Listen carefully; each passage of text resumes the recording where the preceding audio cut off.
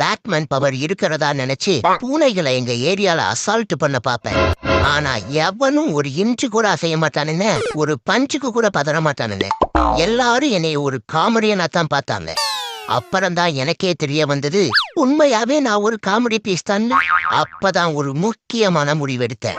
எங்க ஏரியால என்னைய பல தடவை அடியோ அடின்னு அடிச்சு துவைச்ச ஒரு பெண் பூனைய எப்படியோ மிஸ்மரைஸ் பண்ணி மேரேஜ் பண்ணேன்.